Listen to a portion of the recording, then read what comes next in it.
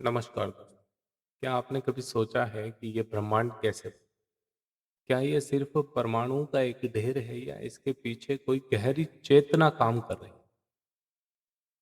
आज हम परम पूज्य गुरुदेव पंडित श्री राम शर्मा आचार्य जी की लिखित पुस्तक गायत्री महाविज्ञान के कुछ अद्भुत पन्नों को डिकोड करें।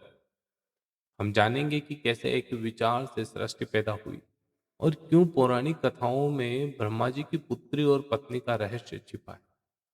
तो चलिए शुरू करते हैं। उससे पहले आप सभी से विनम्र निवेदन है कि प्रसंग को पूरा अंत तक सुनिएगा। अच्छा लगता है तो लाइक शेयर करिएगा और गुरुदेव के साहित्य को घर घर तक पहुंचाइएगा। गायत्री महाविज्ञान के अनुसार सबसे पहले केवल एक परमात्मा तत्व था। फिर उसमें एक स्फुरना हुई, एक विचार पैदा हुआ, एको अहम बहुशा, यानी मैं एक से बहुत हो जाऊं। यहीं से जन्म हुआ शक्ति का। इस शक्ति को दो भागों में बांटा गया। प्रकृति जो जड़ सृष्टि को चलाती है और सावित्री जो चैतन्य सृष्टि को चलाती है। गुरुदेव यहाँ एक बहुत गहरी बात कहते हैं। ब्रह्मा जी ने दो तरह की दुनिया बनाई। चेतन सृष्टि जिसमें इच्छा, अनुभव और अहंकार होता है, इसका आधार है संकल्प।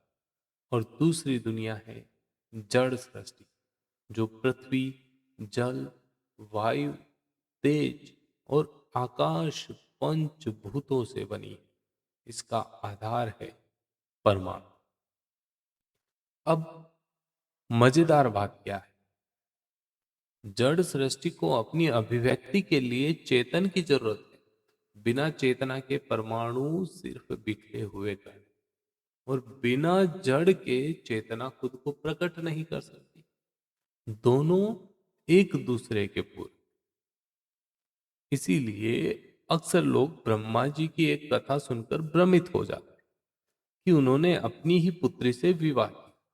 लेकिन गायत्री महाविज्ञान में इसका बहुत सुंदर अलंकारिक अर्थ दिया गया है। पुत्री अर्थात संकल्प से। क्योंकि संकल्प ब्रह्म के भीतर में पैदा होता है, इसलिए उसे पुत्री कहा गया। यह सतगुण से प्रभावित।